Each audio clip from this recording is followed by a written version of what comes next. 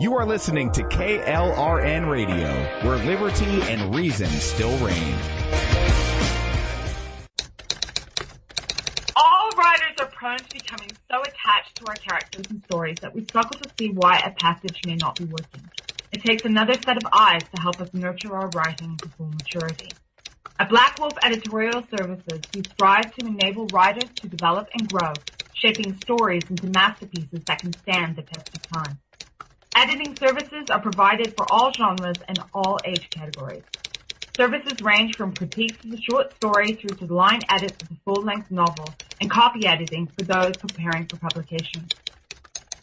We also offer assistance on generating a writer's bio for your websites, as well as help with those book blurbs and promotional material. We won't abandon you to the masses. We want to celebrate with you in your successes. Black Wolf Editorial Services, nurturing your writing into maturity. For a full list of services and prices, visit us at blackwolfeditorial.com.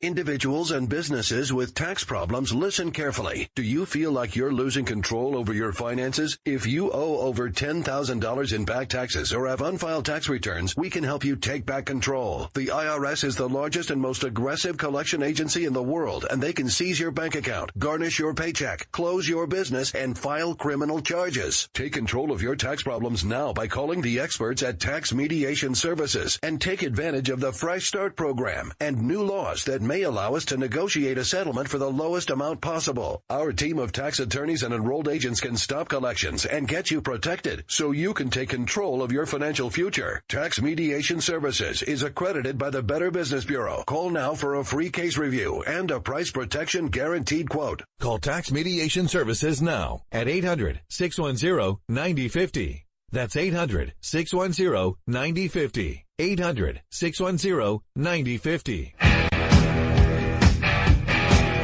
KLRN Radio has advertising rates available. We have rates to fit almost any budget. Contact us at advertising@klrnradio.com.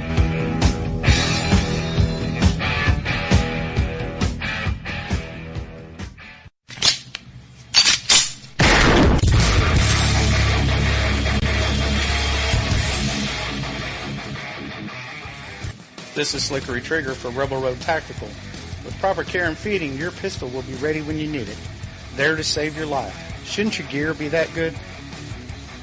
Whether you need a holster for comfortable everyday carry or a tough-as-nails holster for your next training course, Rebel Road Tactical has what you need. Check us out on the web at rebelroadtactical.com. Tired of paying outrageous prices for Viagra? Well, we have great news for you. Now you can finally get Viagra at huge discounts. Healthy Man allows you to save up to $500 on Viagra. Why pay U.S. pharmacy prices of $15 per pill or more when you can get Viagra for less than $3 a pill? Call today and get 40 Viagra pills for only $99. This can cost as much as $600 at your local pharmacy. You can't afford not to call us. If you want Viagra at the lowest prices, never pay $15 a pill pharmacy prices again. Get Viagra for less than $3 a pill. Call 1-800-516-7602 today and save up to $500 and get 40 pills for just $99. Healthy Man is fast, easy, and affordable. Operators are waiting at 1-800-516-7602 to take your call right now. Call 1-800-516-7602. That's 1-800-516-7602. Again, 1-800-516-7602. The following message contains a special offer for listeners of this station. Are you a man over 40? Are you constantly looking for the nearest bathroom? Do you wake up multiple times a night to use the bathroom? Right now, Perfect Prostate is sending out free bottles of their groundbreaking new formula to listeners of this station. Perfect Prostate formula was developed by medical doctor Mitchell Fleischer, and its ingredients have been clinically studied to reduce your frequent nighttime bathroom visits and promote healthy urine flow. Right now, preferred customers get their first bottle of Perfect Prostate absolutely free. There's nothing to lose. Perfect Prostate is guaranteed to reduce that constant urge to use the bathroom, especially at night, and promote healthy urine flow. Don't wait. Call now for your free bottle. Just pay shipping and processing. Dial 1-800-675-0251. That's 1-800-675-0251. Supplies are limited. One free bottle per household. Call now. Dial 1-800-675-0251. That's 1-800-675-0251. Hey folks, I want to introduce you to a friend of mine, Dr. Richard Harden. We are on the same mission, which is waking up America. We just have different paths. So stay tuned for some information on how you can keep up with Richard and all his work. Visit Richard's website at raharden.com. That's the World Wide Web at RAHARDIN.com. At his website, you can see a summary of the 6 books he has written, where purchases may be made. He also has a link to 18 videos on YouTube and several blogs about Christian beliefs. If you prefer, visit Amazon.com/Kindle and type in Richard Harden to see and purchase his books. Every day, the men and women of the United States Marine Corps stand ready to defend the American way of life. The few, the proud, the Marines.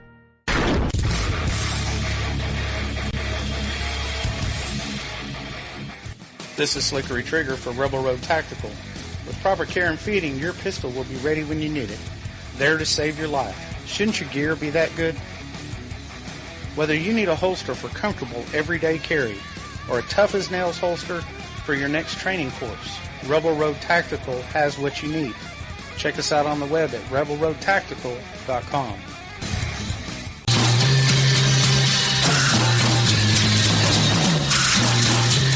From the East Coast to the West Coast and around the world on the Internet, we're coming to you live from the CCRS studios.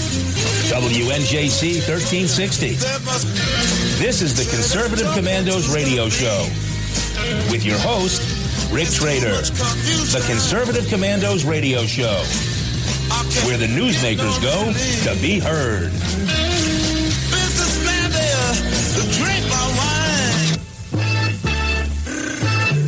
You can call the Conservative Commandos radio show at 856-227-1360. Your opinion counts at 856-227-1360. This is Congressman Alan West, and you're listening to the Conservative Commando radio show. Welcome, everybody, and welcome, fellow patriots. Welcome once again to the Conservative Commandos radio show. I'm Rick Trader, coming to you live from the studios of the Conservative Commandos radio network at WNJC 1360, our flagship station in Philadelphia, and around the world on the internet with American Patriots Broadcasting, TalkStream Live, SHR Media, K98 Talk, iHeartRadio, AM, FM 24/7. We're everywhere. We're everywhere. And joining me today as my co-host is the president and CEO of Frontiers of Freedom, and that is George Landreth. George, welcome back to the Conservative Commandos radio show. I'm glad to be here, and I'm glad that I remembered to turn my mute button off so that when I said I was glad to be here, you could actually hear me. Well, things ought to go pretty well then, George. You're remembering your mute button, and Mr. John Forsyth Jr. is sitting behind me working the boards, which means I won't be cutting any of the guests off today accidentally when I try to bring them on in. So we do have a great... You have the A-team on staff today, huh? The A-team is on staff today. The A-team is on staff, so rest assured you won't be cut off. None of our guests will be cut off. Everything will go smoothly. As long as you remember the mute button, that is, George. Fair enough. I'll do my best. Remember that, and we're going to be good to go. George, what an interesting time we live in. What an interesting time we live in. Every day the news, it just amazes me how when you think you really can't top this. You really can't top this stuff. Or you really can't make this stuff up. The news gets more and more crazy every day. Absolutely. Well, one of the things that I found really interesting is this. I've heard this little soundbite probably 100 times in the last several days, which is, do Republicans recognize, does Donald Trump recognize that you can only have one president at a time? And I was like, yeah, I think everybody gets that. This is my question to them. Will Barack Obama remember that? Since the standard evidently is that a president-elect isn't allowed to say anything before he's inaugurated, because that's apparently what that question is intended to, get at, then I'm hoping that Barack Obama will abide by the same rule and recognize that there's only one president at a time. And after the inauguration, he will be absolutely silent and never express his opinion. What do you mean, short of the way George W. Bush handled himself after leaving the White House? Is that what you mean, George? Well, yeah. Because George W. Bush, he really was quiet. He didn't comment on anything that Barack Obama was doing or any of his decisions or anything. Somehow, I don't think it's going to be the same this time. I tend to agree. Anyhow, I find that whole, there can only have one president at a time discussion insufferably stupid. Donald Trump hasn't done a single thing to suggest that he thinks he's the president today. He, for example, on the UN issue, we'll talk about that a lot today, I'm sure, but he never once said this is, he said, when I am in office, this will not continue. Mm-hmm. That's not suggesting he doesn't understand that he's not currently today the president. That suggests, in fact, it makes it very clear. On its face, it makes it clear that he gets that today he is not the president, but that very shortly he will be, and when he is, this kind of crazy crap will stop.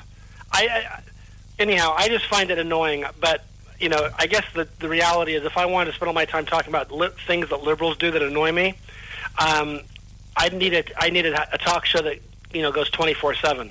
Well, we can arrange that, George. I never stop. We could arrange it.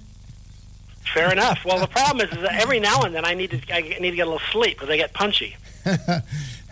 You just got to toughen up in your old age, buddy. You just got to toughen up in your old age. Yeah, back when I was in college, that was never a problem. Yeah. We all didn't have that problem back in that day. You do now. I mean, am I the only one who's heard this phrase? Does Donald Trump realize there can only be one president at a time? Well, if you ask me, George, it seems like that Donald Trump is actually doing a better job being president-elect than the guy in the White House right now. I mean, the big news yesterday about thousands more jobs being created thanks to Donald Trump. I mean, gosh, you didn't hear this stuff with Barack Obama. Right. Well, some of these jobs, if you recall, these were jobs that when Barack Obama, when it was announced they were closing their plant, and people asked Barack Obama, what can you do about it? He said, nothing. These jobs are gone. Tough luck, I mean, anyhow. So it's just kind of funny that I think what people you have to understand how to translate. When people say, "Does Trump realize there can only be one president at a time?" Mm-hmm. The actual translation is, "Would Donald Trump please stop showing up our lousy, ineffectual, pathetic president? He's embarrassing us. Would he please stop doing that?" Okay, that's the actual translation. I hope the American people realize it. The rest of the American people realize it the way you and I, George. You see, This is what a president, in my opinion, George, it's my stinking little opinion here. The way Donald Trump has been handling things is the way that an executive should be handling things. It just... Okay, he came down on Boeing Vertol for overcharging on the F-35. Oh, no, I'm sorry, on the new Air Force Ones. Then he got after Lockheed Martin for the F-35s. And he's saying, oh, no. Guys, you got a right to make a profit here, but not on the American people. You're not going to make these kind of obscene profits on American people. And then he saves that And then he saves the Carrier plant in Indiana, saving 1,000 jobs out there. And then yesterday, the big announcement. By the way, they weren't part-time jobs either. They weren't part-time burger flipping jobs. Yeah, you know, the kinds of jobs that were jobs that pay well and have benefits. Yep. And George, the ripple effect of saving those 1,100 jobs in Indiana. Think of the ripple effect that has. Think of the ripple effect it has on the corner stores and the bakeries and the diners and the hardware stores and all the businesses that rely on business coming from those 1,100 people at that Carrier plant.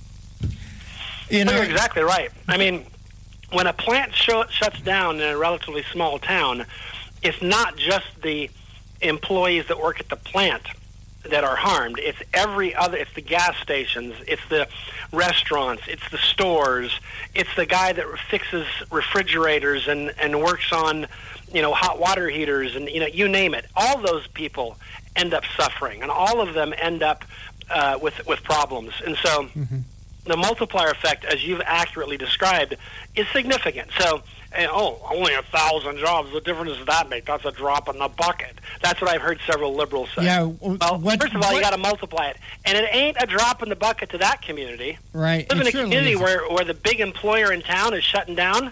The community then goes on life support. Well, this community is not on life support. So there's a lot of people in town, not just 1,000, who are feeling a lot better about the world today. And I would argue that you will see this happen over and over again, because one thing Donald Trump seems to get is that America can compete. We simply have to give our businesses the ability to not be regulated and taxed out of their favorable position. American employees are more productive than foreign employees. So for a foreign employee to be a good bargain, you have to heap upon the American business here in the U.S. so much other garbage that they will put up with moving, the relocation expenses.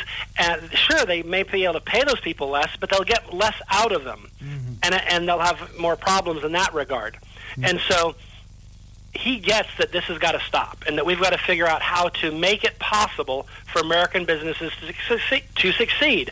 And whereas Barack Obama's position is, you know what, it's not really my problem. If they can't afford to operate with the regulations I place upon them, the taxes that I put, too bad. Remember Hillary, her response during the Hillary health care, back in the 1990s, and she was asked about, you'll put all these pizza places out of business. And she said, hey, listen, my responsibility is not to prop up every undercapitalized business in America. Ooh, I don't remember that. Remember that statement? No, I didn't, but thank you for reminding me. Hey, George, we're up against the break, and you are listening to the Conservative Commandos radio show with George Landreth and yours truly, Rick Trader, coming to you from the studios of the Conservative Commandos radio network at WNJC 1360, our flagship station in Philadelphia, and around the world on the internet with American Patriots Broadcasting, TalkStream Live, SHR Media, K98 Talk, iHeartRadio, AM, FM 24/7.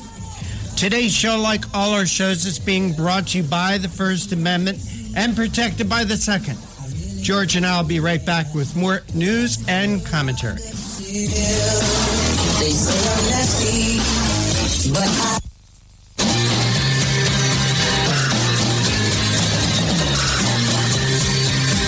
The Conservative Commandos radio show is expanding to become the Conservative Commandos radio network. We are establishing a front line of conservative radio broadcasters and ironclad patriots to declare war against the madness of liberalism and the Obama administration.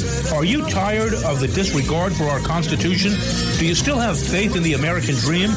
Are you looking for sensible, smart radio? If so, listen to the Conservative Commandos radio network every weekday from 11 a.m. to 7 p.m. and Saturdays from 2 to 6 p.m. on WNJC Radio, 1360 on your AM dial, or around the world on the internet at WNJCradio.com. Check out our website, CCRSnetwork.com, for rebroadcasts and network updates. We are the Conservative Commandos Radio Network, where now even more newsmakers go to be heard. This is Pastor Christina Lamanier, chaplain for the INRA. And I'm her husband, J.D. Manier. We help co-host on the Conservative Commandos radio show, and we want to sincerely thank our listeners who turned out to vote in mass to elect Donald Trump, Governor Mike Pence, and conservative congressional candidates across our nation. Against incredible odds, you helped create the strongest GOP team to take the reins of power in Washington since the 1920s. General George Patton said, "It's the unconquerable soul of man, not the nature of the weapon he uses, that ensures victory." We salute all of you for taking a stand for truth, freedom, and defending our constitutional form of government. Let us continue to pray for our nation and for God's blessings. May God save the United States of America. You can call the Conservative Commandos radio show at 856-227-1360. Your opinion counts at 856-227-1360. This is Congressman Alan West, and you're listening to the Conservative Commando radio show. Welcome back to the Conservative Commandos radio show with George Landreth, President and CEO of Frontiers of Freedom, and me. I am the benevolent but lovable dictator here of the Conservative Commandos radio show, Rick Trader. See, George, I had to think of a title for myself. And if you'd like to hear rebroadcasts of our shows, check out our websites, ccrshow.com or ccrsnetwork.com, or at 8 a.m., log on to Leading Edge Radio Network, or at 11 p.m., highplainstalkradio.com, or you can hear our show at any time from any phone by calling 832-999-1199. Well, George, I'll tell you what's important to Barack Obama. What's important to Barack Obama is he is striking back at the Russians. The Obama administration struck back at Russia on Thursday for its efforts to influence the 2016 election, ejecting 35 Russian intelligence operatives from the United States and imposing sanctions on Russia's two leading intelligence services, including 4 top officers of the military intelligence unit at the White House. Oh, George, I bet Vladimir Putin is shaking in his boots. Number one, no one has really shown any proof that Russia had anything to do with hacking the emails and giving them to WikiLeaks. WikiLeaks has said they didn't get them from Russia. But if Russia was responsible for this, George, I think we should reward Russia for exposing what rats Hillary Clinton, John Podesta, Donna Bozell, Debbie Wasserman Schultz, and all those other stinking Democrat rats are, and how little they thought of the American people. They should be rewarded for exposing these people. What I find really weird about this whole thing is these allegations were being made in September, they were being made in July, they were being made in October, they were being made in early November before the election, and the administration said nothing about it, didn't seem to care much. And I'll tell you why they didn't care much, because they thought they were going to win. The only reason he's worried about this is because he's worried it makes him look bad. I think him saying, if I'd been on the ballot, I would have won, is all tied into this. In other words, he actually was on the ballot, so to speak. Yes. He placed himself there when he told Americans, my name may not on the ballot, but my policies are, my legacy is, please vote for Hillary because you'll be helping to solidify all the wonderful things that I did for America. And then America turned and said, hell no, we're not doing that. Thank you for making this election very clear to us. And they said no. And so now I think this is all an effort for him to essentially separate himself from that stinging defeat and to shift the blame. So now he's tried to, this is inconsequential. I heard a liberal Democrat say this is a weak response and that it was inconsequential. Did nothing to get at Putin anyhow. And if you really want to do something serious, what you do is you sanction Putin and his inner circle, his oligarchs, and that you can freeze assets and money. You can lock them out of the United States. You can do all kinds of things you want to. I'm not saying he needs to. I'm just saying this isn't nothing. But it gets the news cycle, and it makes it clear to Americans that Barack Obama is convinced, and perhaps they should be, that Donald Trump is president because Putin elected him, which is, of course, absurd. No, not a shred of evidence to suggest that. And it's just his way of saving face. It will be, this president is the most thin-skinned, the most, his opinion of himself is ridiculous. It has nothing, he's convinced he's the smartest man in every room. And I don't know if he's the smartest man in any room. But at any rate, so he spends much of his time telling us in various ways how smart he is, how wonderful he is, all this other stuff. And to me, this is all this is really about. That's all he's really doing. It's just he's trying to save face. Well, he may be saving face, but he's making, in my opinion, he's making our country look bad in the eyes of the rest of the world. As I said, I think they should be rewarded. The reason why I don't think he's actually saving face is because I think his presidency has been a disaster, and there's no way to save face from that. But I think he thinks he's saving face. But you're right; he's actually making things worse. He's this thin-skinned, sort of angry, lashing out at people sort of person. Well, George, we also have the very tragic news that Debbie Reynolds Fisher died one day after her daughter Carrie Fisher died. Yeah, and I think that is tragic. But one thing, God bless Carrie Fisher, one thing that she was right about, and you know what that was, George? That Donald Trump would never be president as long as she was alive.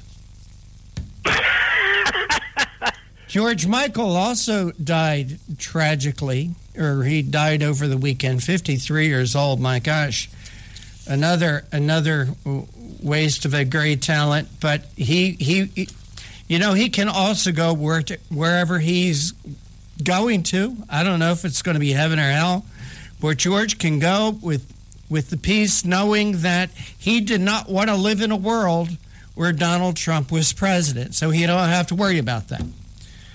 So, not to make light of people's deaths, everybody dies, George. You will die, I will die, everyone who we know and don't know will die, but at least Carrie Fisher and George Michael will go to the rest knowing that they didn't live in a world where Donald Trump was president. Wow. I think it's funny that people allow their... Be careful what you say. Yeah. Well, but the people allow their frustrations to...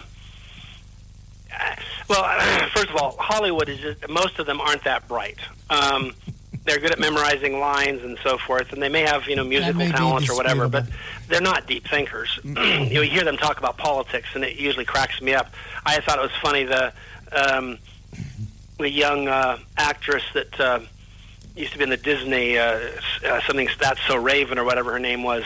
She was, she was talking about, if a Republican wins the nomination, I'm moving to Canada. It's like, well, some Republican's going to win the nomination. I mean, come on. Really? You expect the Republicans not to just put up anyone, like to cancel the election and say, yeah, we're not participating this year. We'll just concede. I mean, anyhow, but this is the kind of crazy, stupid talk that comes out of the mouths of people that, and I don't know why we take them seriously. When you hear, they're stupid people all over the world, right? I mean, that's just how it works. And why do we don't listen to them? Some doofus who doesn't know how to add 2 and 2, and we don't ask him. So, what's your opinion of Einstein's quantum theory? Quantum physics theory. We don't ask because we don't care, and we shouldn't care. So why do we listen to Hollywood? I don't understand that. I don't mean you personally. I just say, but why do we as a society seem to care? And yet we do some reason. And we cover these people, we listen to them, and I find them amusing. I wish they would act. I wish they would entertain. I wish they would sing. But stay out of politics. Stay out of politics. We don't care. We don't pay money to hear your politics. We pay money to hear you sing or entertain or perform. But we don't care about your political beliefs. Hey, George, with that, another break. You are listening to the Conservative Commandos radio show with George Landreth, President and CEO of Frontiers of Freedom. I am Rick Trader, the lovable, benevolent dictator here at the Conservative Commandos radio show. And we're coming to you from WNJC 1360 in Philadelphia, around the world on the internet with American Patriots Broadcasting, TalkStream Live, SHR Media, K98 Talk, iHeartRadio, AM, FM 24/7. Don't go away, George, and I'll be back with more news and commentary.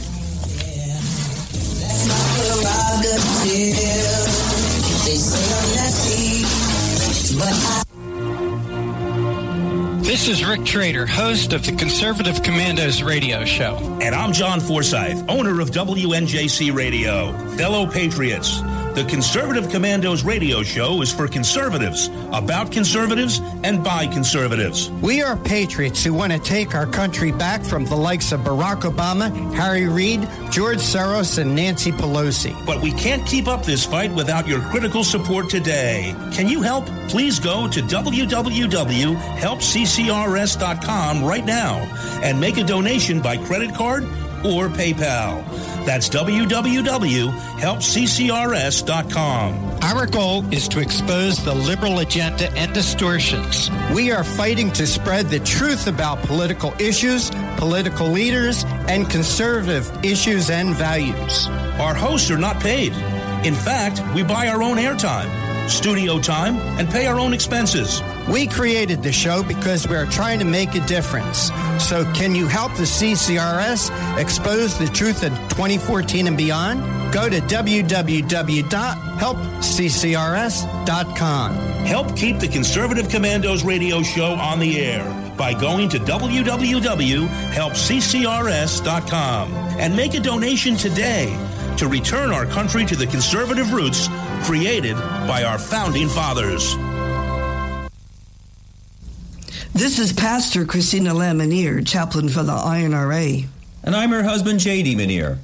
We help co-host on the Conservative Commandos radio show, and we want to sincerely thank our listeners who turned out to vote in mass to elect Donald Trump, Governor Mike Pence, and conservative congressional candidates across our nation. Against incredible odds, you helped create the strongest GOP team to take the reins of power in Washington since the 1920s. General George Patton said, "It's the unconquerable soul of man, not the nature of the weapon he uses, that ensures victory." We salute all of you for taking a stand for truth, freedom, and defending our constitutional form of government. Let us continue to pray for our nation and for God's blessings. May God save the United States of America. What does it take to be the leader in production systems technology? To be the one company that solves production problems at any plant, for any product, and with any technology?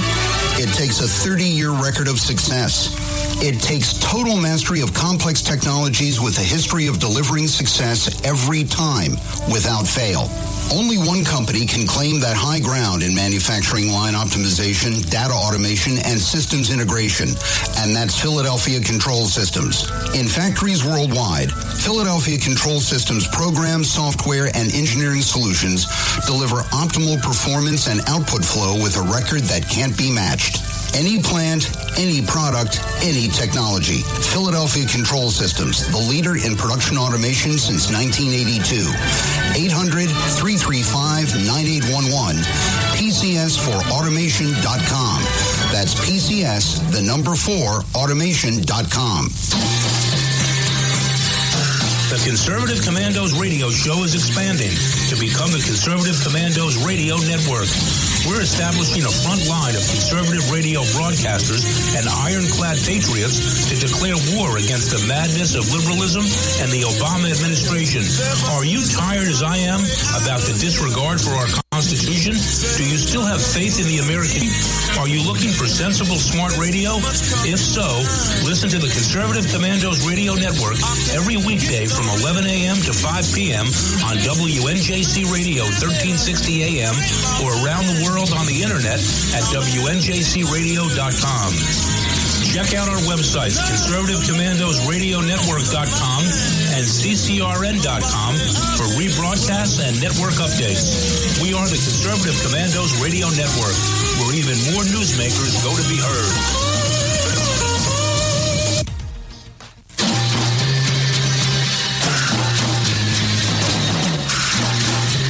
From the East Coast to the West Coast and around the world on the internet, we're coming to you live from the CCRS studios, WNJC 1360.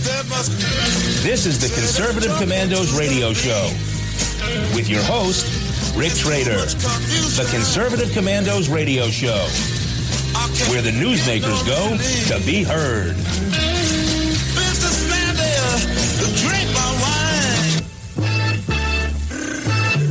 You can call the Conservative Commandos radio show at 856-227-1360. Your opinion counts at 856-227-1360. This is Congressman Alan West, and you're listening to the Conservative Commando radio show.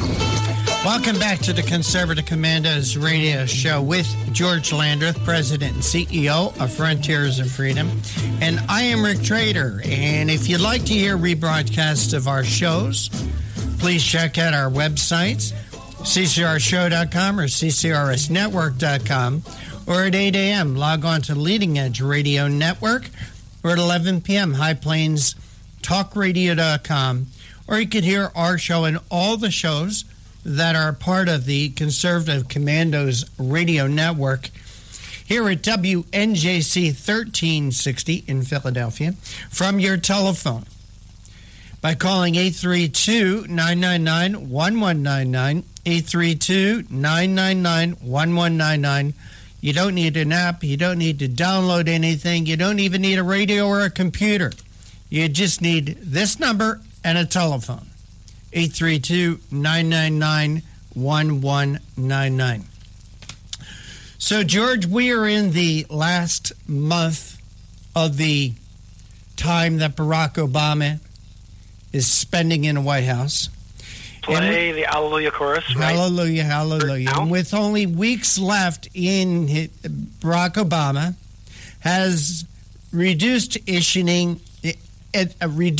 issuing unprovable boasts sounding like a high school senior quarterback at a small school. His legacy being in tatters. George, what do you feel is the legacy or will be the legacy of Barack Obama? And secondly, his approval rating is still over 50%.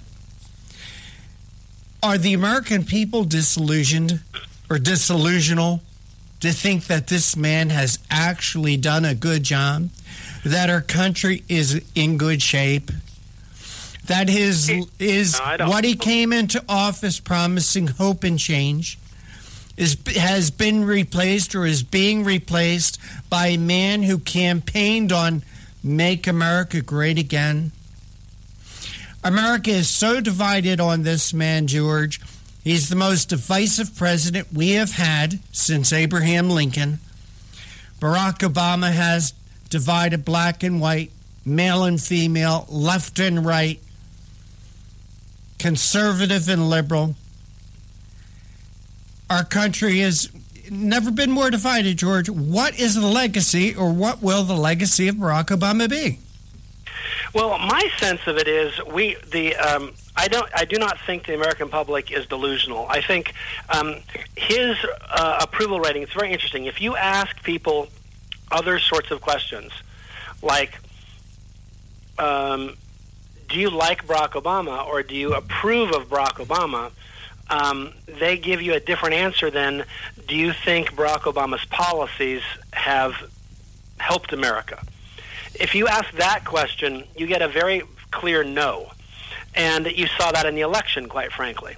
So I think that basically what you end up with is this question of Barack Obama's approval rating is basically what they're saying is, the question they hear when that question is asked is, are you a racist? To which they say, of course I'm not a racist, which is, of course I approve of Barack Obama. But when you disassociate him from the policies and just ask, and what do you think of, how's he doing in the foreign policy? Is the world a better place today? Is it safer? Are we more well regarded around the globe? Very few Americans think that's true. Even lots of Democrats admit that, yeah, things aren't going that great. And then you see economically the same sorts of things. So what I think is that the populace does get it, and that those questions, if you were to ask, do you approve of George Bush's, do you approve of George Bush, you get a different answer because there's no racial component. This president spent lots of time telling America that if you don't like his policies, it's because you're a racist. And so, of course, if you don't like him, you're a racist. And so, as a result, you get this very skewed answer because nobody wants – these people aren't racist, and they don't want to be called a racist. And so their answer to a pollster when asked, do you approve of Barack Obama, is, of course I do, because I'm not a racist. And then but then when you get into very specific questions, more people are willing to say they don't like him or they don't like his policies because that separates those issues. So to me – I think his legacy is pretty clear. The public said we can't have more of this. We've had 8 years of it. That was 8 years too many. We've got to move on. And I would argue that Donald Trump was elected because of Barack Obama. And I don't mean that as a slam on Donald Trump. I'm just saying Donald Trump said we got to have something different. His whole campaign was we got to change things. We can't go with what's been going on. We can't take any more of this. And so if what Barack Obama had done was super popular and super liked by the American public, and everyone kind of thought, wow, he was an awesome president, then, quite frankly, we wouldn't have elected Donald Trump because his campaign wouldn't have worked. Because he was telling us, I'm going to give you something very different. We're not going to keep going with this garbage. And I will tell you, that's what this election could have been the 1988 election. And that's what Dukakis said. We're going to give you something totally different. The last 8 years were really bad. And George Bush ran as the third term of he didn't turn out necessarily to be that, but he ran as the third term of Ronald Reagan. And what did the public do? They rejected we want something totally different because they didn't want something totally different. This time they did. And the reason was that they needed something totally different. This president's been an abject failure on every conceivable level. And I think the public, so, I know that left likes to tell us that he's got a high approval rating, and my response is that doesn't mean squat. The approval rating was we had an election and he lost. We have a Republican Senate, we have a Republican House, we have a president-elect who's a Republican. We have legislatures around the country. There have been well over 1,000 elected officials that have lost elections since Barack Obama was elected. Mm-hmm. Americans are dashing towards Republicans from one side of this continent to the other. That is the most practical and most obvious rejection of Barack Obama that I think one could see. And if you want to give me a poll that says somewhere that people like him, fine, whatever. I think the person who gives me that poll is delusional. Mm. They're not seeing reality.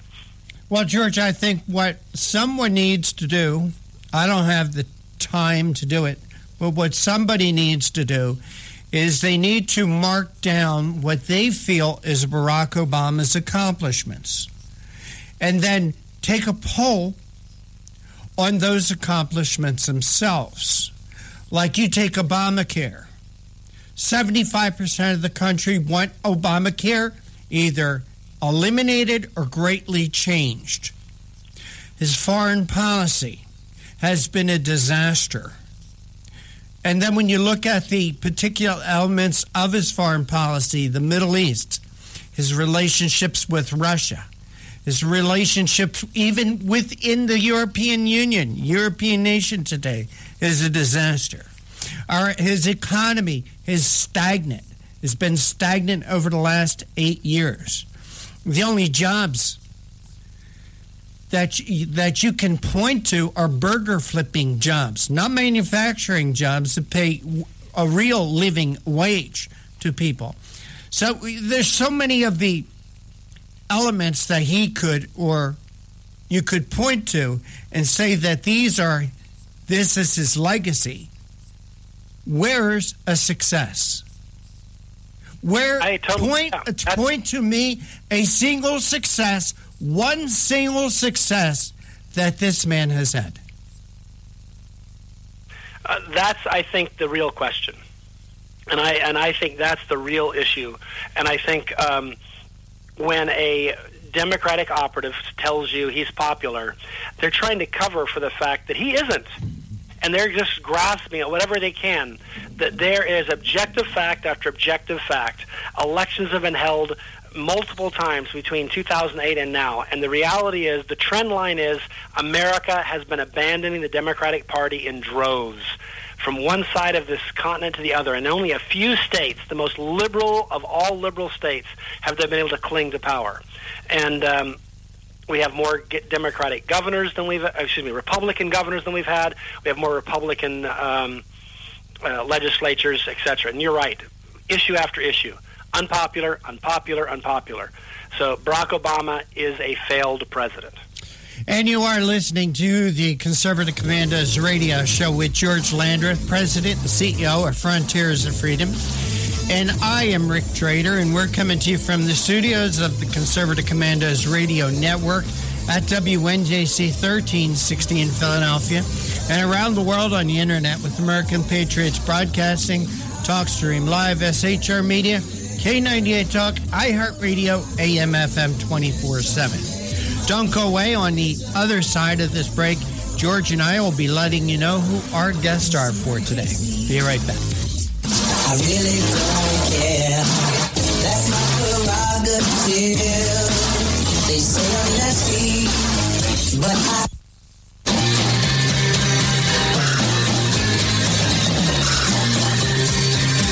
The Conservative Commandos radio show is expanding to become the Conservative Commandos Radio Network. We are establishing a front line of conservative radio broadcasters and ironclad patriots to declare war against the madness of liberalism and the Obama administration.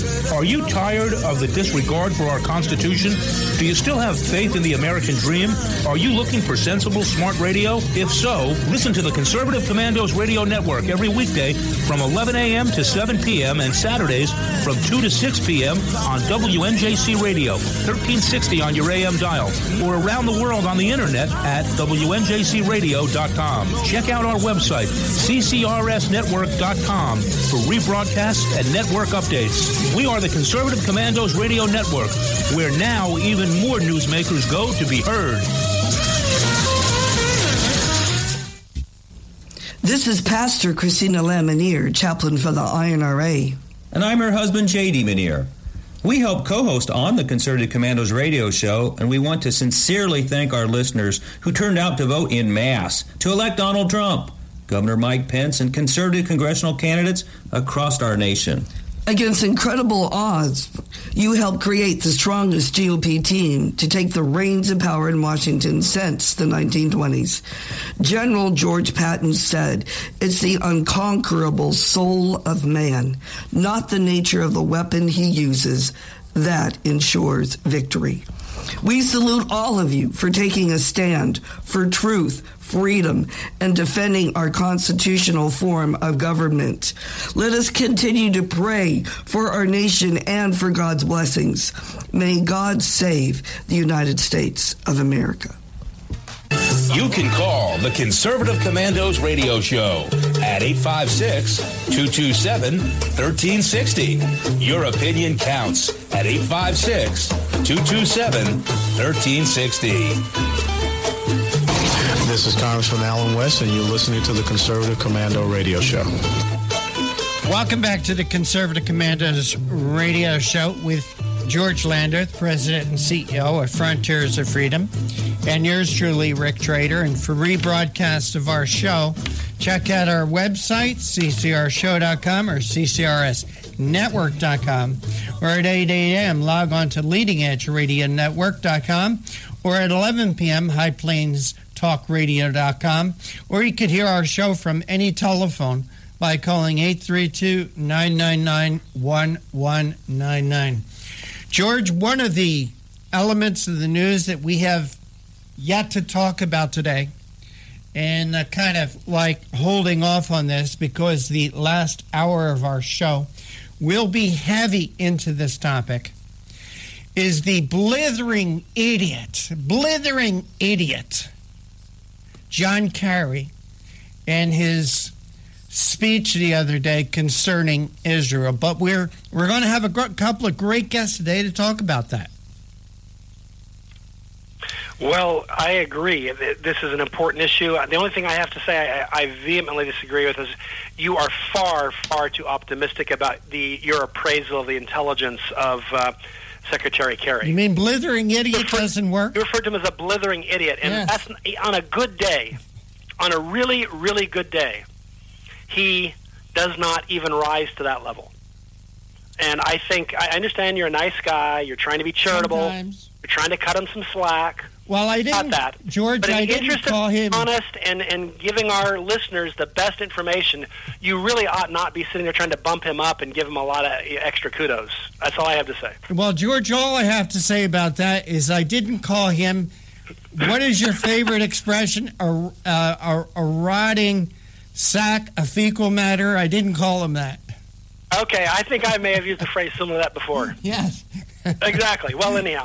So, but his mind is, in fact, a rotting sack of fecal matter. Well, although on somebody's Facebook comment today, I did mention, I didn't call him a rotting sack of fecal matter. I called him something else that I can't say here. That's similar to that. That's similar to that.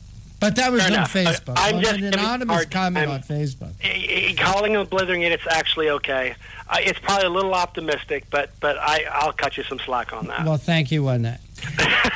George, we do have some great guests. Yes, though. we do. We've got, first of all, at 4:05, we're going to have Jim Curry, and he has been in law enforcement. I know Jim. He's a really good guy. His background in Homeland Security, public safety.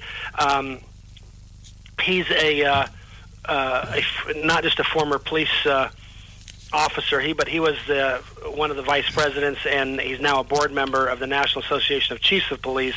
He's a columnist. He's also involved in talk radio programs and so forth. He was the former chief of police in New York City area, Washington Heights, that was nicknamed Crack City by reporters in the 1980s. So he really knows his stuff, but he is going to talk to us about some of this stuff that's been going on with Netanyahu, anti-terrorism issues, and how Obama has set back the peace process in trying to gin up support for this condemnation of Israel in the UN and so forth. I think it'll be a very interesting topic, and Jim he'll bring in a very interesting national security, homeland security angle to everything. So it should be a good conversation. And then at 4:30, we've got David Rubin, and he's the former mayor of Shiloh, Israel. He is the president and founder of Shiloh Israel Children's Fund. It's established to assist the victim of terrorism, children victims of terrorism there in Israel. He, incidentally, knows something about this, as he and his 3-year-old son were wounded in a terror attack in Israel. So he's a political analyst, he's a speaker, he's the author of 4 books, including the bestseller, The Islamic Tsunami, and then his latest book is Sparks from Zion. So he'll be a good conversation to talk to us about, from his perspective, living in Israel, what the real issues are and how John Kerry missed them. So I think it's going to be a great conversation. Indeed, indeed. And George, you are a co-signator of a letter that I wanted to talk about today, a coalition letter opposing suspect, quote, midnight litigation in the waning days of the Obama administration. Tell us about that. Sure. I think everyone's heard about the midnight regulation, where the administration, for example, in the final days, the last week to 2 weeks of its presidency, they've banned oil exploration, on the East Coast and all this other stuff. And I guess what I would say is, if these were important things that needed to be done, if these were things that were popular and had broad public support, they would have been done sometime in the last 7 years and 11 months. The fact that they were done last week would suggest that they are unpopular, unimportant, and not helpful. But they're done for other reasons. And we find the same thing being done with litigation. The administration at various, whether it's EPA, whether it's the Department of Justice, whether it's Department of Labor, they're involved in enforcement actions, litigation.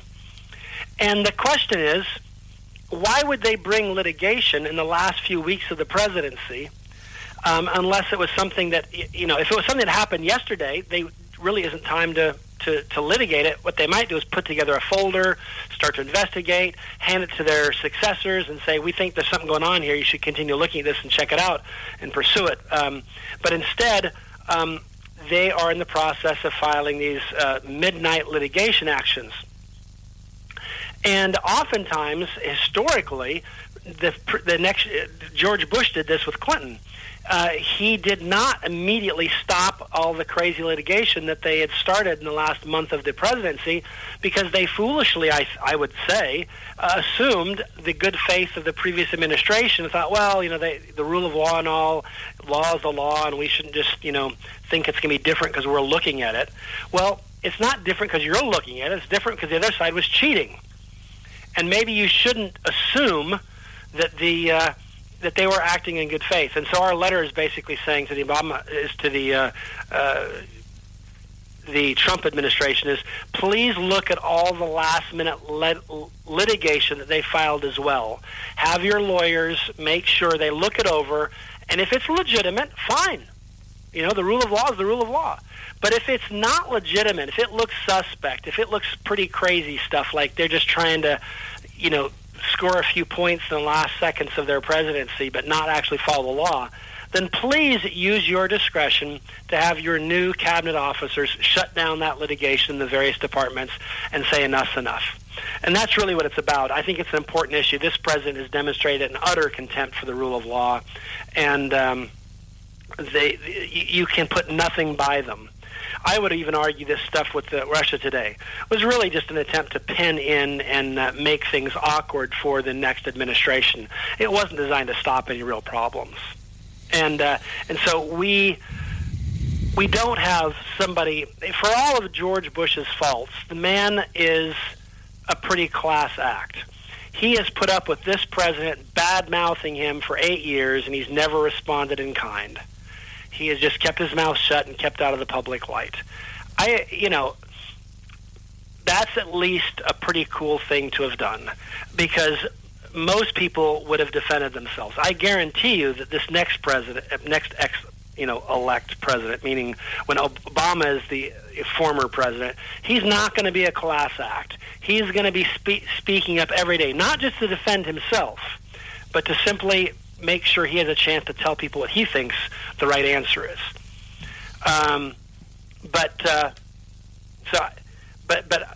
But I think the idea that that this president is not playing games in the last few weeks of the presidency is absurd. He'll be playing games up until the moment President-elect Trump takes the oath of office and becomes President Trump. Well, George, I think he'll continue to play these games the rest of his life.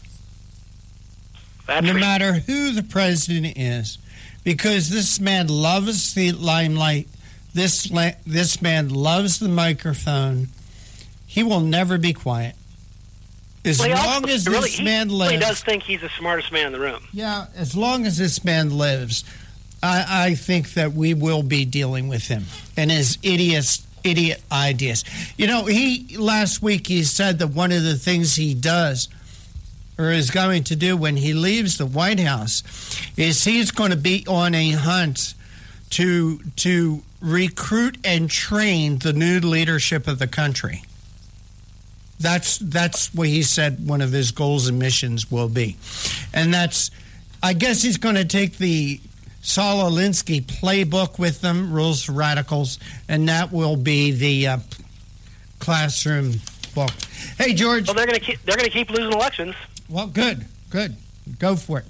George, you are listening to the Conservative Commandos radio show with George Lander, the President and CEO of Frontiers of Freedom, and yours truly, Rick Trader, coming to you from the studios of the Conservative Commandos radio network at WNJC 1360 in Philadelphia and around the world on the internet with American Patriots Broadcasting, TalkStream Live, SHR Media, K98 Talk, iHeartRadio, AM, FM 24/7. Don't go away. On the other side, we'll be speaking with Jim Corey, founder and CEO of Corey Associates, talking about Netanyahu, anti-terrorism officials, Obama stoked up UN to condemn Israel. Be right back. Host of the Conservative Commandos radio show. And I'm John Forsyth, owner of WNJC Radio. Fellow patriots, the Conservative Commandos radio show is for conservatives, about conservatives, and by conservatives. We are patriots who want to take our country back from the likes of Barack Obama, Harry Reid, George Soros, and Nancy Pelosi. But we can't keep up this fight without your critical support today. Can you help? Please go to www.helpccrs.com right now and make a donation by credit card or PayPal. That's www.helpccrs.com. Our goal is to expose the liberal agenda and distortions. We are fighting to spread the truth about political issues, political leaders, and conservative issues and values. Our hosts are not paid. In fact, we buy our own airtime, studio time, and pay our own expenses. We created the show because we are trying to make a difference. So can you help the CCRS expose the truth in 2014 and beyond? Go to www.helpccrs.com.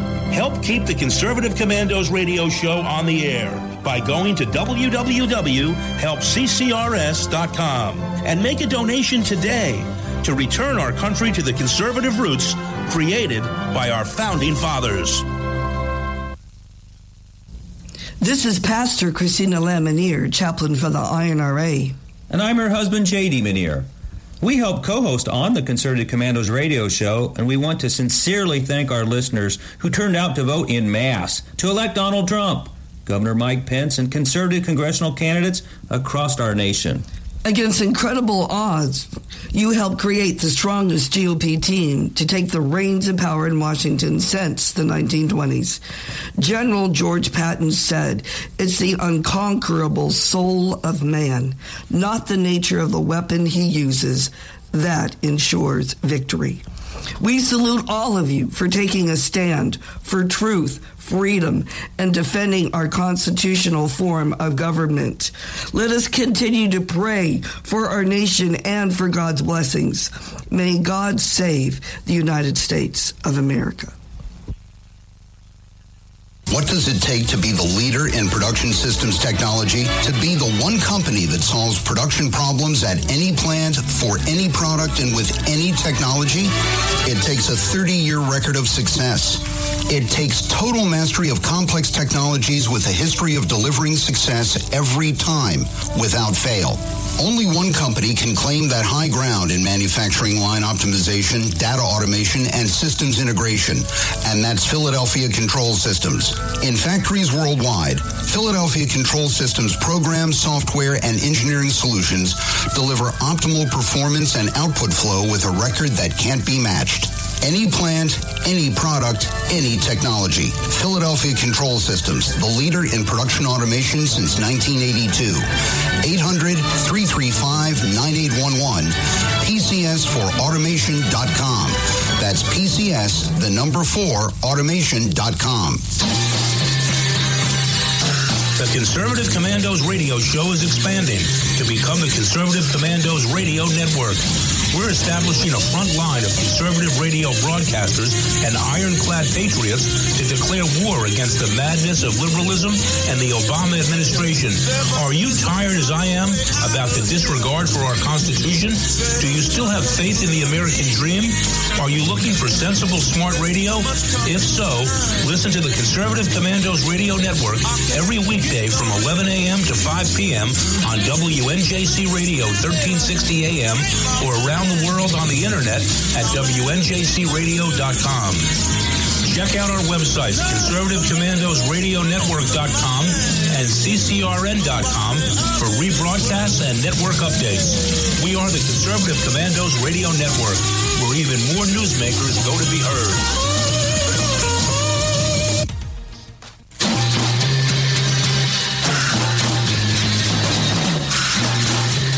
From the East Coast to the West Coast and around the world on the internet, we're coming to you live from the CCRS studios.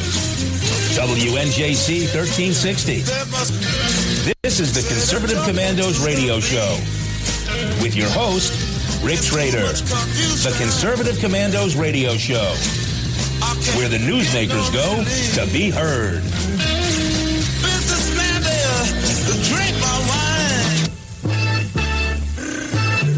You can call the Conservative Commandos radio show at 856-227-1360. Your opinion counts at 856-227-1360. This is Congressman Alan West, and you're listening to the Conservative Commando radio show.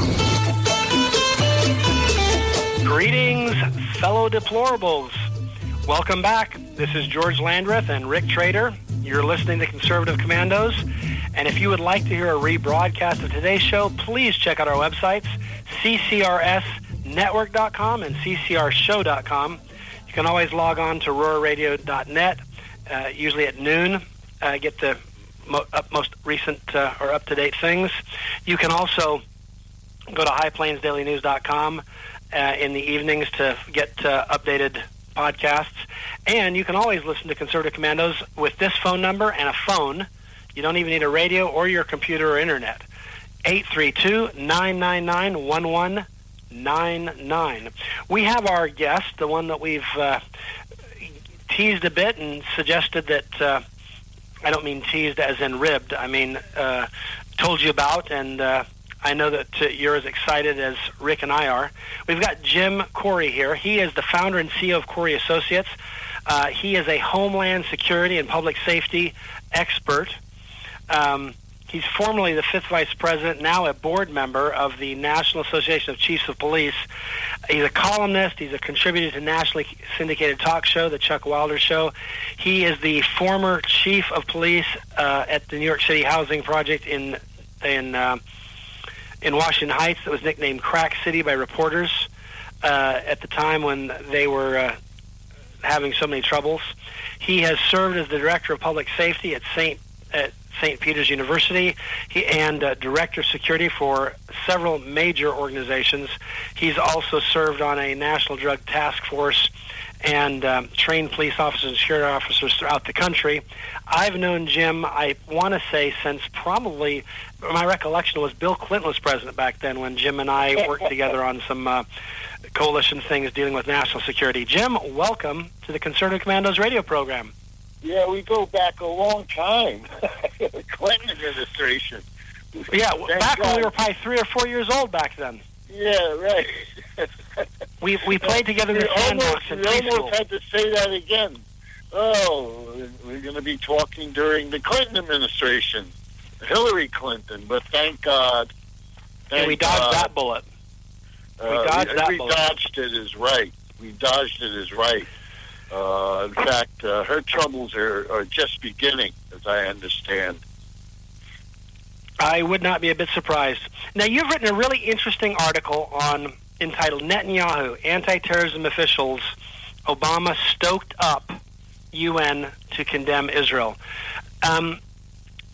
We saw this crazy speech yesterday. That struck me as a little unhinged, and I think the reason it was unhinged is they're desperately trying to defend themselves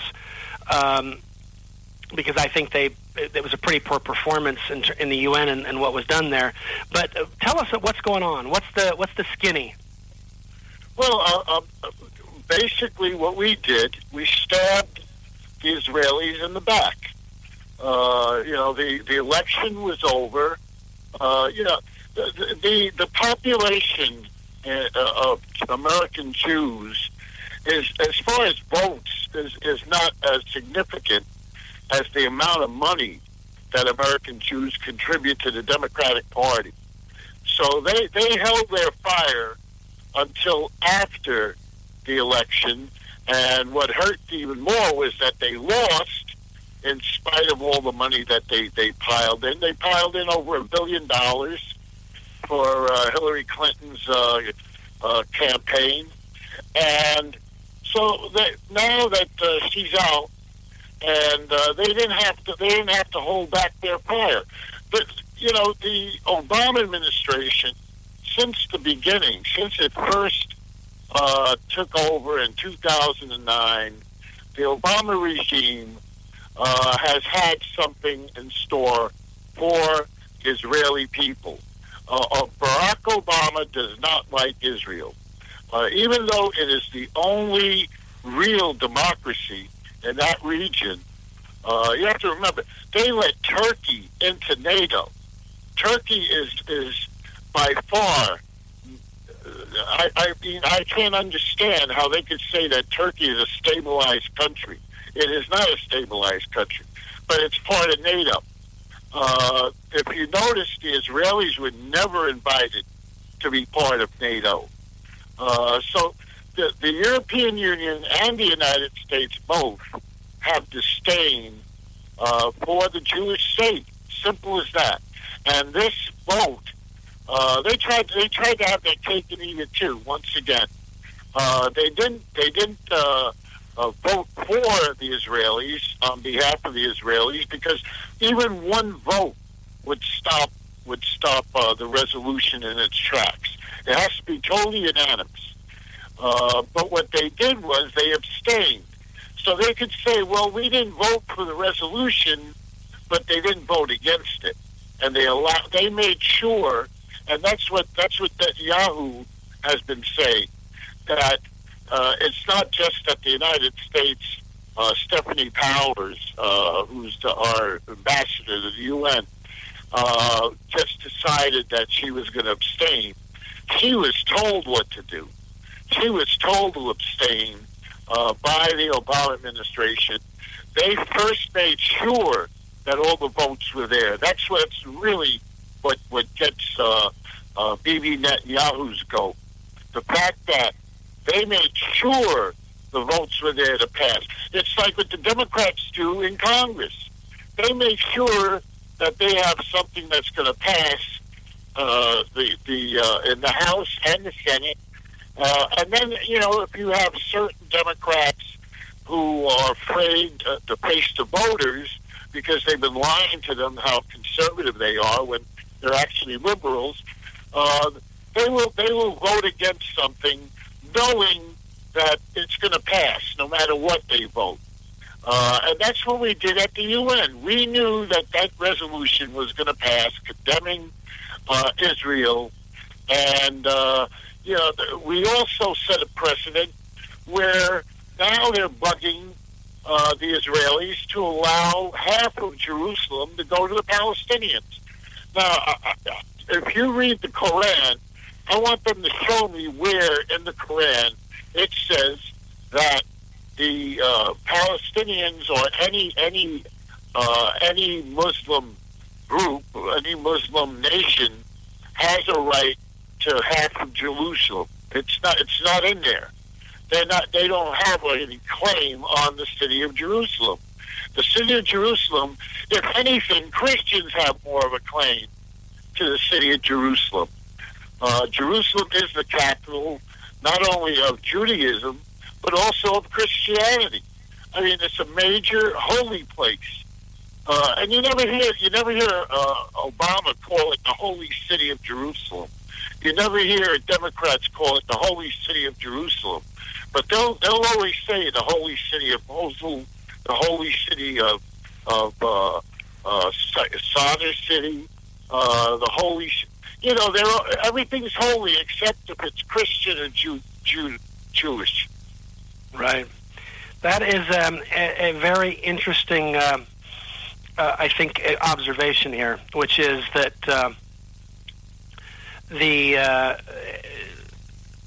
I would argue that this administration is anti-Semitic, and someone can say, why do you say that? And my answer would be, okay, listen to Kerry's speech. He said things about Israel and about the Jewish state that he would never say about a predominantly Islamic nation.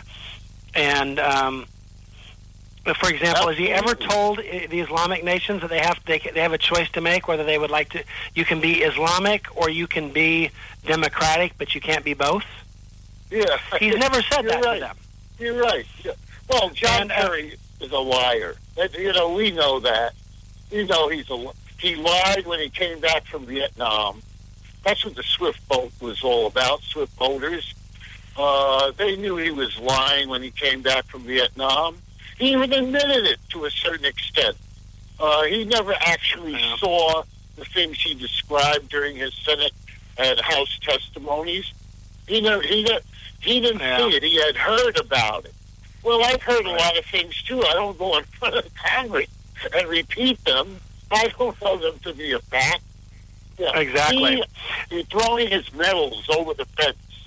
And, he was the guy that they chose, and they knew why they chose him.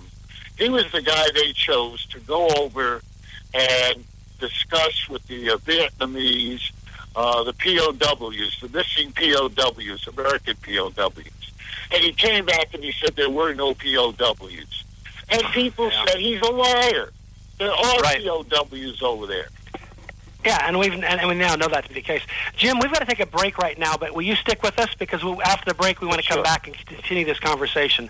Thanks so much. Sure. We, of course, are coming to you live from the Conservative Commandos Radio Network studios, WNJC 1360. That is our flagship station in Philadelphia, and, of course, around the world on the Internet with American Patriots Broadcasting, TalkStream Live, SHR Media, K98 Talk, iHeartRadio, and AMF 24/7. Do not go away. Rick and I and Jim will be right back. They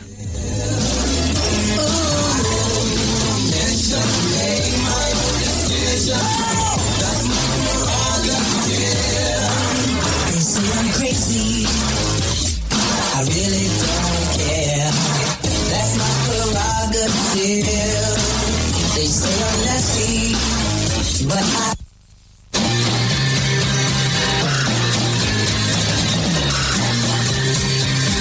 The Conservative Commandos radio show is expanding to become the Conservative Commandos radio network. We are establishing a front line of conservative radio broadcasters and ironclad patriots to declare war against the madness of liberalism and the Obama administration.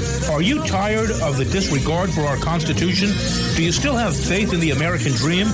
Are you looking for sensible, smart radio? If so, listen to the Conservative Commandos radio network every weekday from 11 a.m. to 7 p.m. and Saturdays from 2 to 6 p.m. on WNJC Radio, 1360 on your AM dial, or around the world on the Internet at WNJCradio.com. Check out our website, CCRSnetwork.com, for rebroadcasts and network updates. We are the Conservative Commandos Radio Network, where now even more newsmakers go to be heard.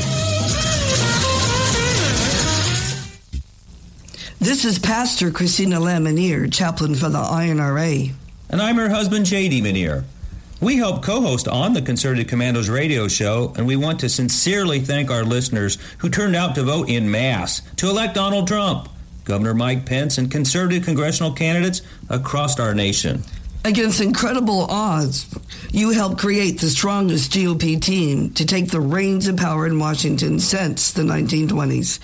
General George Patton said, "It's the unconquerable soul of man, not the nature of the weapon he uses, that ensures victory."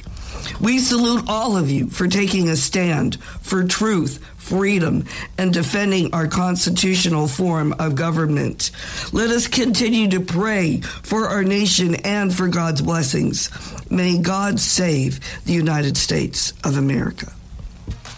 You can call the Conservative Commandos radio show at 856-227-1360. Your opinion counts at 856-227-1360.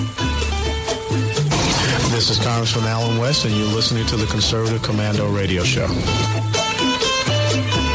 Greetings, fellow Americans. This is George Landreth, and I'm with Rick Trader. This is the Conservative Commandos. If you would like to hear a rebroadcast of our show today, please check out our website, ccrsnetwork.com and ccrshow.com. At 8 in the mornings, you can always log on to Leading Edge Radio Network, and at 11 p.m., you can log on to highplainstalkradio.com. And, of course, you can always listen to us with just your phone. And this phone number, 832-999-1199. We've been talking with Jim Corey. He is the founder and CEO of Corey Associates. He is a Homeland Security, public safety expert. I've known him for 2 decades at least. He's been involved with the National Association of Chiefs of Police. He's a columnist. He's a contributor to a nationally syndicated talk radio program. He has been in law enforcement much of his life. He's trained police officers. This is somebody who understands some of the issues that our president seems not to understand, and we're really glad to have you with us today, Jim. We've been talking about this whole what's going on with Israel, the stab in the back of Israel. Real quick question. What's the impact does this have on national security? Because I think Kerry is going to argue they're just trying to advance the ball and have there be greater security and greater stability in the Middle East. My reading is that that's fanciful thinking, but that's nonetheless what he would describe it. Is John Kerry right on that count, or have we taken a big step backwards? We're taking a big step backwards as far as our relationship with the Jewish state. But let's be honest. They are probably the most powerful country in that region, in the Middle East, and you can include North Africa. Those Muslim countries, they're surrounded by their enemy, and yet their enemy is terrified of them because of their military power and their strategy, security and national security strategy. But we have to remember, this is nothing new. This is just that the media is now beginning to cover it more. Do you remember the flotilla the pre-Gaza flotilla that came about a couple of years ago, where you had these ships who were under the Turkish, they were flying the Turkish flag, but they were from all over the world, and there was a flotilla protest of Israel's treatment of the Palestinian people, and the name of it was the Free Gaza Movement. The people, first of all, the American contingent of that flotilla, the name of the ship was the name of Obama's first book, the audacity, whatever the audacity of whatever the Audacity of Hope. The Audacity of Hope. That's it. Thank you. That was the name. That's the name that was on the ship. The American media covered that up. The only way you can get a picture of it was to go to the European media or to Israeli media to see that picture. And there was that picture. And also on board was Obama's former California campaign manager, Jody Evans, who started Code Pink, by the way, as well. You had Roy Ayers and Bernadette Dornan. We know those two people, the terrorists from the Weather Underground.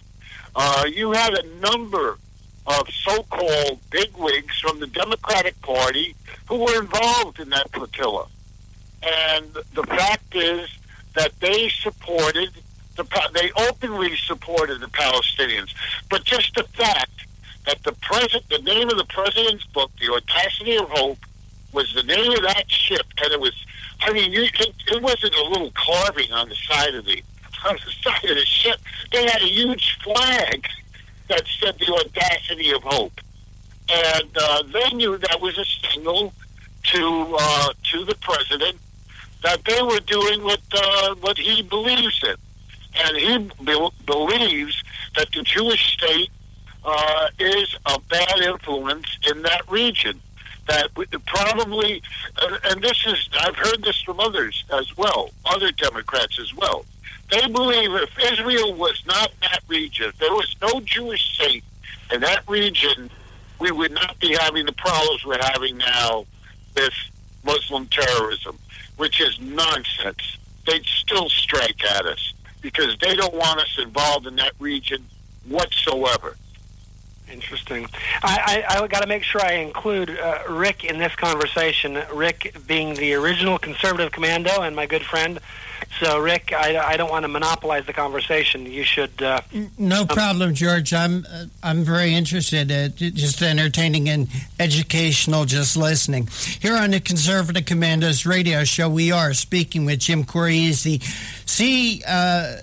founder and CEO of Corey Associates, and we're discussing an article that Jim wrote, Netanyahu, Anti-terrorism officials, Obama stoked up UN to condemn Israel. Jim, great to speak with you again. Thank you. Good to talk to you. In your article, you said that several high-profile American Jews, such as Harvard law professor Alan Dershowitz, have denounced the U.S. abstaining from voting in the Security Council. Well, Jim, over 70% of the Jewish American voters continue to vote for Democrats. Right. When will they learn?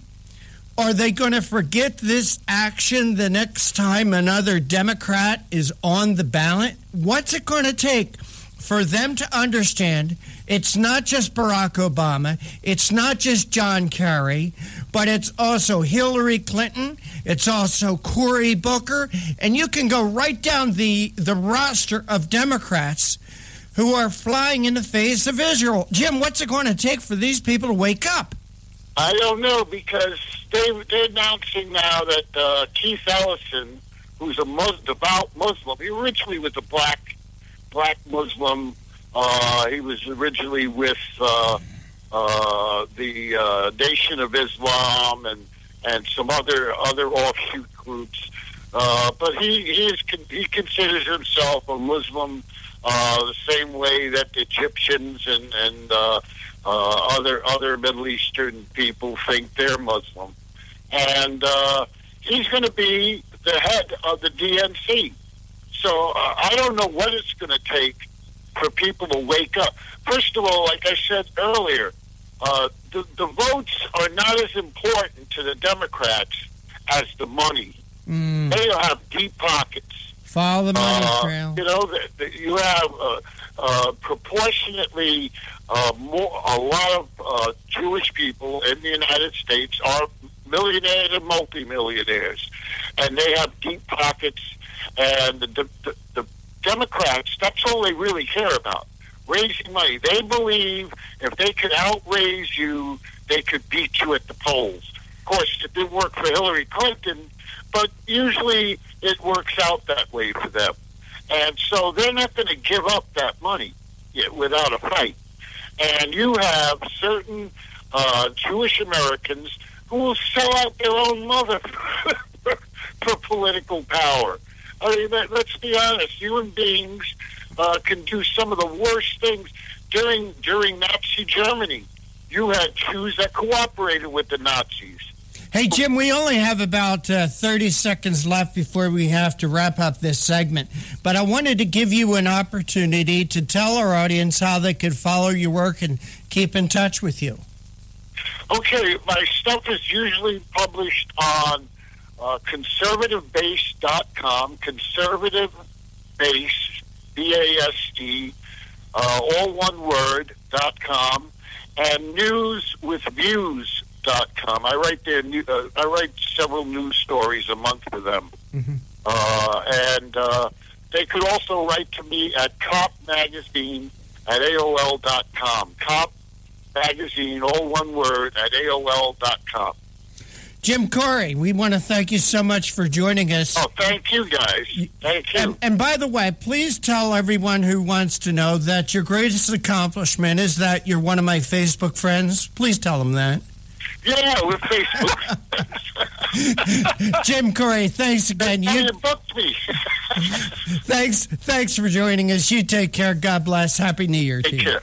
Bye-bye. Happy New Year. And you are listening to the Conservative Commandos radio show with George Landreth, President and CEO of Frontiers of Freedom, and yours truly, Rick Trader, coming to you live from the studios of the Conservative Commandos radio network at WNJC 1360 in Philadelphia, and around the world on the internet with American Patriots Broadcasting, TalkStream Live, SHR Media, K98 Talk, iHeartRadio, AM, FM 24/7.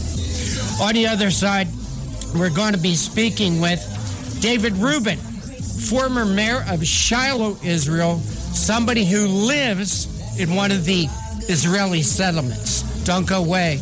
We'll be right back with our next guest.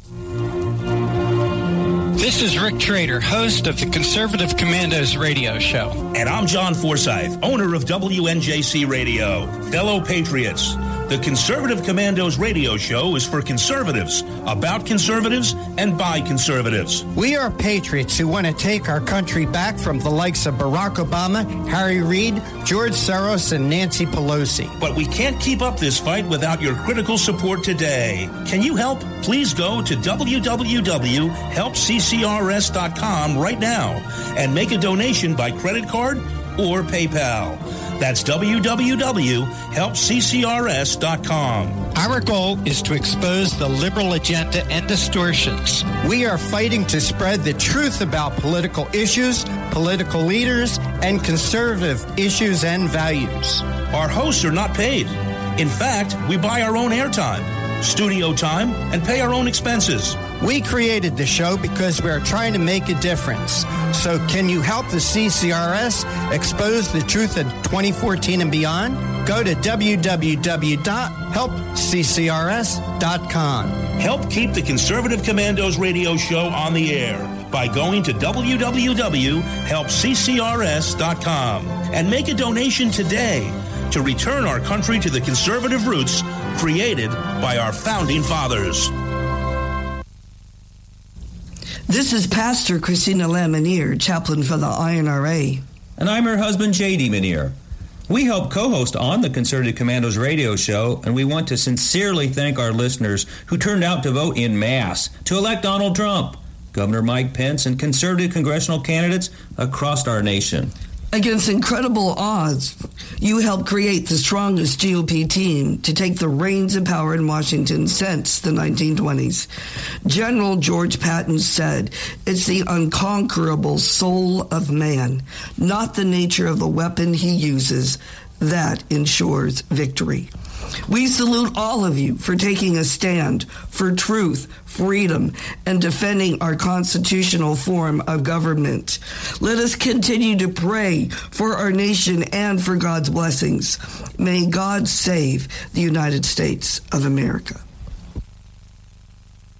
What does it take to be the leader in production systems technology? To be the one company that solves production problems at any plant, for any product, and with any technology?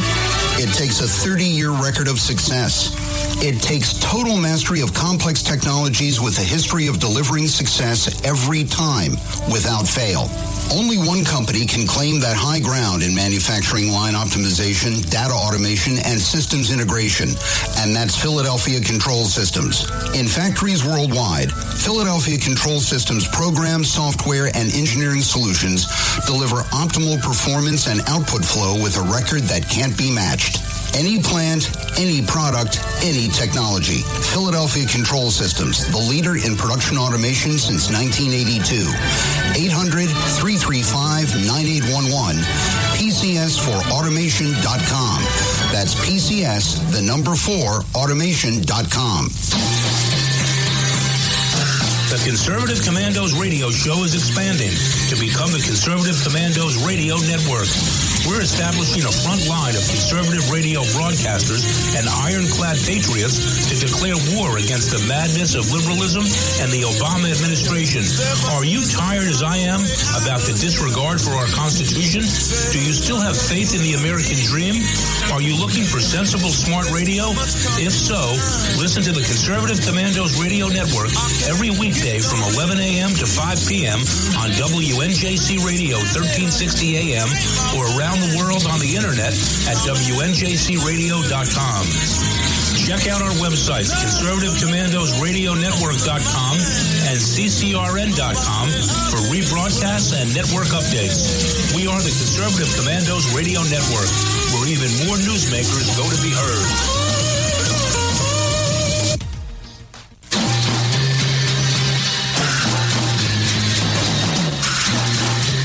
From the East Coast to the West Coast and around the world on the internet, we're coming to you live from the CCRS studios, WNJC 1360.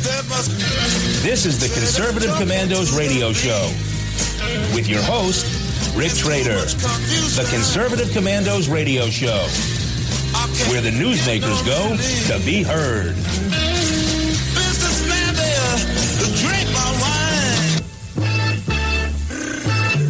You can call the Conservative Commandos radio show at 856-227-1360. Your opinion counts at 856-227-1360. This is Congressman Alan West, and you're listening to the Conservative Commando radio show. And as promised, we are back. This is George Landreth with Rick Trader. And we've got our next guest, who I will introduce momentarily. I just want to remind you, if you would like to hear a rebroadcast of today's show, or a podcast if you prefer, please check out our website, ccrsnetwork.com, ccrshow.com. At 8 in the mornings, you can log on to Leading Edge Radio Network, and at 11 at night, you can log on to highplainstalkradio.com. And, of course, you can always listen to us with simply a phone and this number. You don't even need a radio or your computer. Just a phone and this number, 832-999-1199. We have with us David Rubin. He is former mayor of Shiloh, Israel. He's the founder and president of Shiloh Israel Children's Fund, which was established to assist terror victims, children terror victims, and he and his 3-year-old son were wounded in a terrorist attack. David is in great demand as a speaker and political analyst. He's the author of 4 books, including his bestseller, The Islamic Tsunami, and his latest book, Sparks from Zion.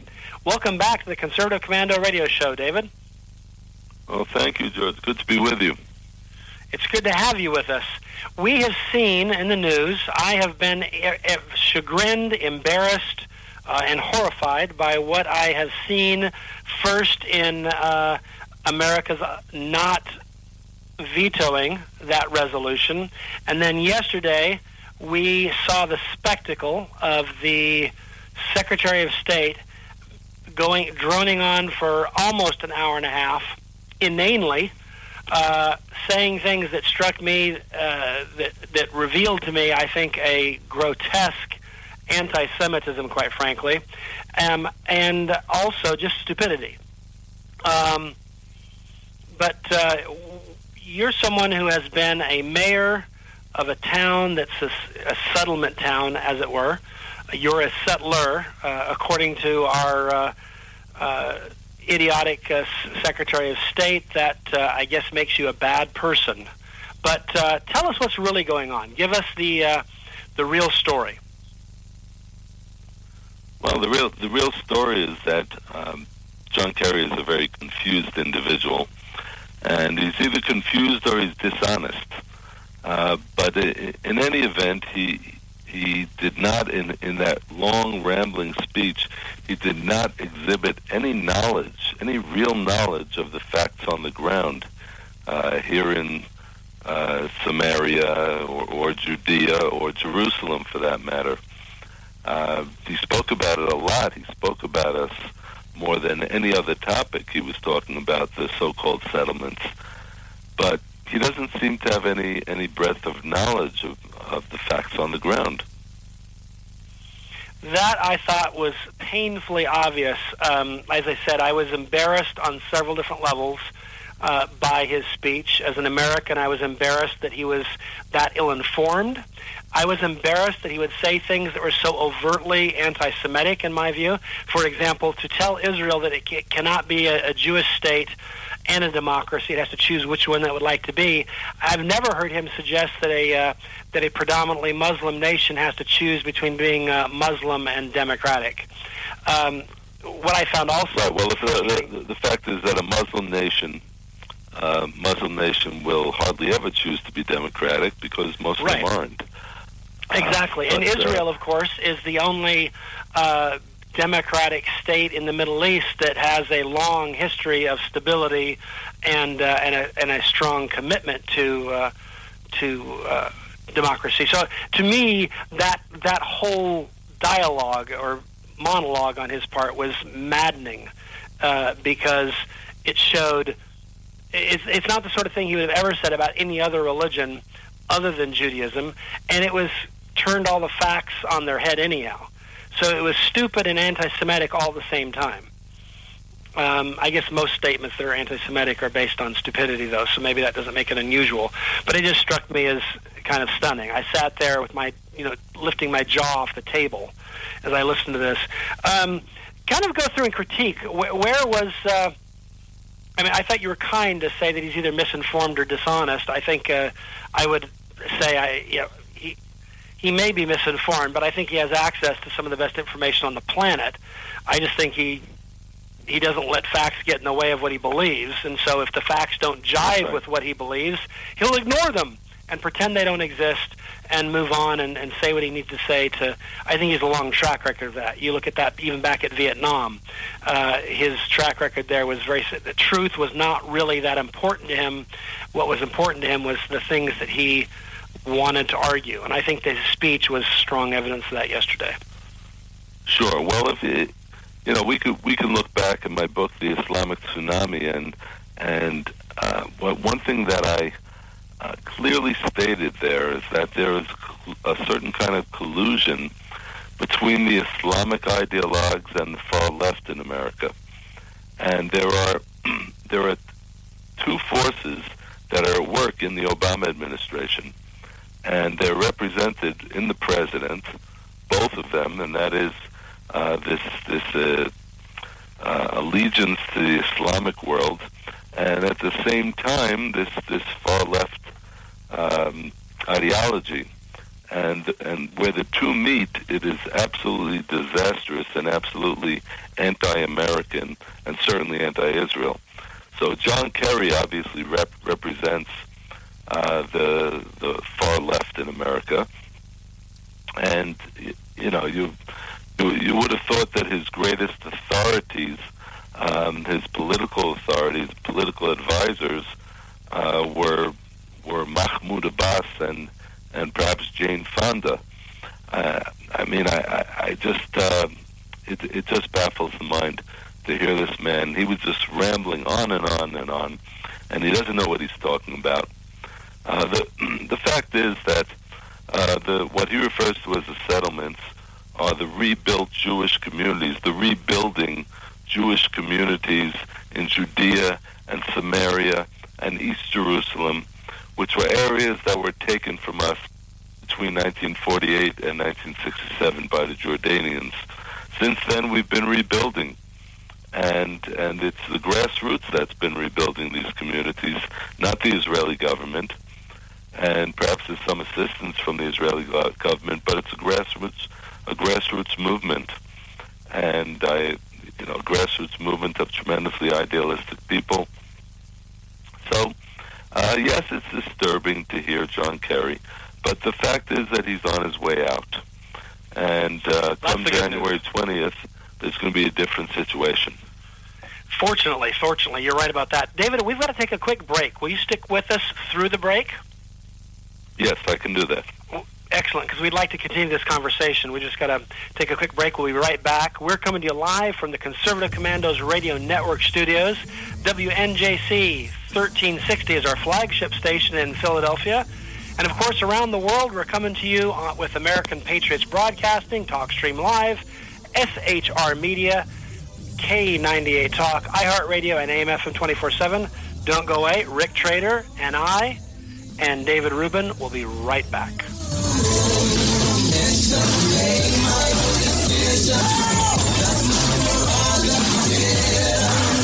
say I'm crazy. I really don't care. That's my prerogative. They say I'm nasty, but I...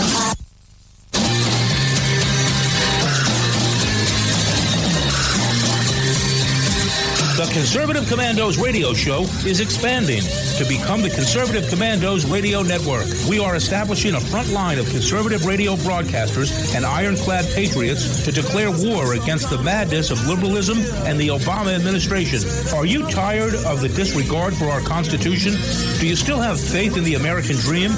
Are you looking for sensible, smart radio? If so, listen to the Conservative Commandos Radio Network every weekday from 11 a.m. to 7 p.m. and Saturdays from 2 to 6 p.m. on WNJC Radio, 1360 on your AM dial, or around the world on the internet at WNJCradio.com. Check out our website, CCRSnetwork.com, for rebroadcasts and network updates. We are the Conservative Commandos Radio Network, where now even more newsmakers go to be heard. This is Pastor Christina Lamanier, chaplain for the INRA. And I'm her husband, J.D. Manier. We help co-host on the Conservative Commandos radio show, and we want to sincerely thank our listeners who turned out to vote en masse to elect Donald Trump, Governor Mike Pence, and conservative congressional candidates across our nation. Against incredible odds, you helped create the strongest GOP team to take the reins of power in Washington since the 1920s. General George Patton said, "It's the unconquerable soul of man, not the nature of the weapon he uses, that ensures victory." We salute all of you for taking a stand for truth, freedom, and defending our constitutional form of government. Let us continue to pray for our nation and for God's blessings. May God save the United States of America. You can call the Conservative Commandos radio show at 856-227-1360. Your opinion counts at 856-227-1360. This is Congressman Alan West, and you're listening to the Conservative Commando radio show.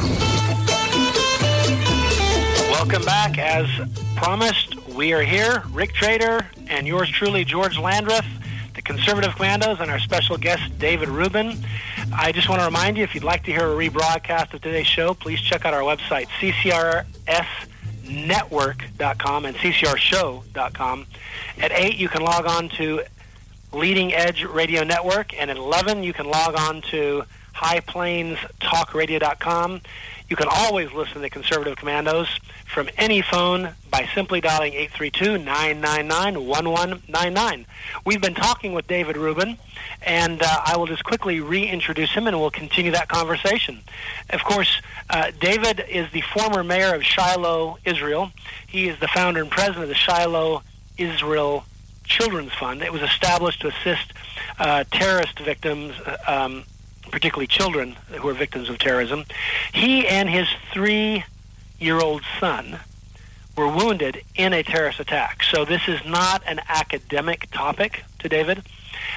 He, of course, is an author. He's written 4 books, including a bestseller, The Islamic Tsunami, and his latest book is Sparks from Zion. We're glad to have you with us, David, and I just wanted to continue the conversation, and then I'll also want to get Rick involved because I don't want to be accused of monopolizing the microphone. But I think a lot of our listeners may not fully understand what the West Bank, why it's being discussed, and why it's at kind of a focal point of these discussions. For example, it's now, Israel has possession of the West Bank. When I listen to the news, I think they want to lead you to believe that it's because of aggression on the part of the Israelis that they have the West Bank. Can you set the record straight on that? Sure. I'll try and give you a 2-minute capsule history of Israel. And this is sometimes people don't want to hear the history because it's easier just to have preconceived notions, as John Kerry seems to have. Right. Why would you want to know the facts when you can just believe what you want to believe anyhow? Certainly. So here, this is the 3,000-year history that Israel was a sovereign nation here. And for over 1,000 years, Judea and Samaria was the biblical heartland. It was the heartland of Israel during biblical times, and we're actually up in the mountains. We're not a bank of any river, even though they like to call us the West Bank. I'm speaking to you from Shiloh, which is in the heart of Samaria. So Judea and Samaria is the biblical heartland of Israel. The capital was Shiloh for 369 years, and then it moved on to Jerusalem for another 1,000 years. So after the exile, when the people of Israel, the Jewish people, were banished from the land, were exiled by the Romans about 2,000 years ago, we were scattered around the world, and about 150 years ago, we started coming back. Finally, step by step, the Zionist movement reestablished Israel, rebuilt the Israeli land, and built an economy. Many Arabs started coming here at that time, looking for jobs. But Israel was reestablished nonetheless as a sovereign nation in 1948, and the nation of Jordan, the Kingdom of Jordan, took control right after that reestablishment, I should say. The nation of Jordan took control of Judea and Samaria, took control of eastern Jerusalem, and from 1948 to 1967, Judea, Samaria, and eastern Jerusalem were occupied by the Jordanians.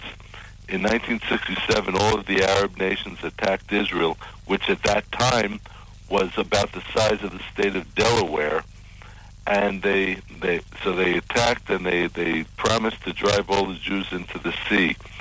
But after 6 days of that 6-day war of 1967, Israel had recaptured Judea and Samaria and eastern Jerusalem and other areas in the north and the south of the country. So since then, we've been rebuilding. We've been rebuilding the heartland of Israel, and there's been a lot of terrorism against us. The Islamic terrorists have not stopped for a minute in the past couple of decades, trying to scare off the Jews who live here, the Israeli civilians. And I myself was wounded in a terrorist attack, along with my 3-year-old son, who was shot in the head. But we thank God survived that terrorist attack, and we're here to speak about it today. So that's the story of the so-called settlements.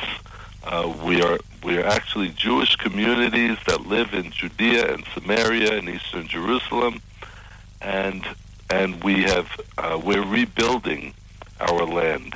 That's what it's all about. John Kerry doesn't know that history apparently, or he does not want to listen to that history.